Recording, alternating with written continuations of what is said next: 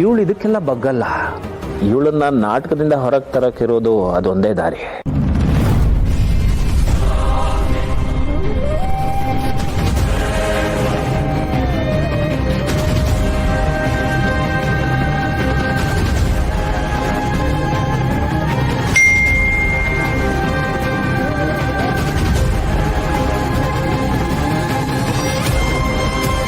ಸಾರಿ ದೇವಕಿ, ಮೊದ್ಲು ಕಳಿಸಿದ ಲೊಕೇಶನ್ ನಿನ್ ಮನೆಗೆ ತುಂಬಾ ಹತ್ರ ಆಯ್ತು.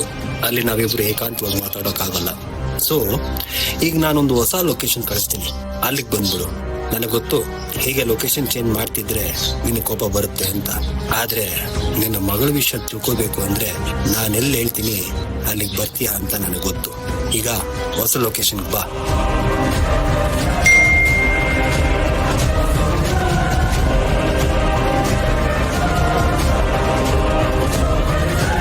ನನ್ನ ಮಗಳ ವಿಷಯ ಏನಿರಬಹುದು, ನನ್ನನ್ನು ಅಲ್ಲಿಗೆ ಕರೆಸ್ಕೊಳಕ್ಕೆ ಈ ರೀತಿ ಆಟ ಆಡ್ತಾ ಇದ್ದಾನ, ಅಥವಾ ನಿಜವಾಗ್ಲೂ ನನ್ನ ಮಗಳ ವಿಷಯ ಹೇಳೋದಕ್ಕೆ ನನ್ನನ್ನು ಅಲ್ಲಿಗೆ ಕರ್ಸ್ಕೊತಾ ಇದ್ದಾನ?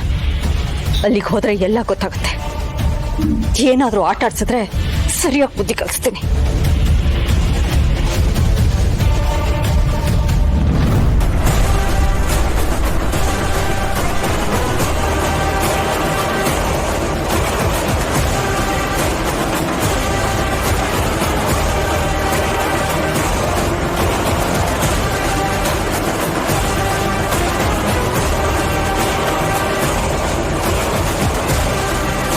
ಏನಪ್ಪ? ಏನಿಲ್ಲ ಬಾ.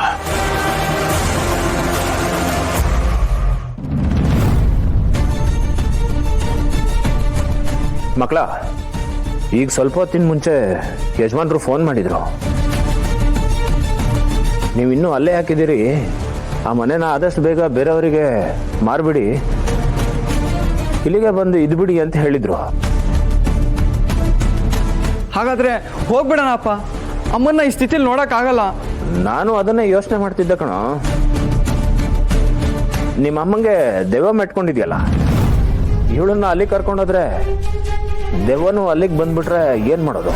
ಅದಕ್ಕೆ ನಾವೇನು ಅಲ್ಲಿಗೆ ಬರಲ್ಲ, ಇಲ್ಲೇ ಇರ್ತೀವಿ ಅಂತ ಹೇಳ್ಬೇಕು ಅಂತ ಅನ್ಕೊಂಡಿದ್ದೀನಿ.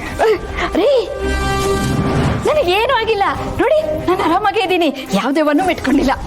ಈಗ ಮೆಟ್ಕೊಂಡಿಲ್ಲ, ಆದ್ರೆ ಇನ್ನೊಂದು ಸ್ವಲ್ಪ ಹೊತ್ತಿಗೆ ಮೆಟ್ಕೊಳತ್ತಲ್ಲ.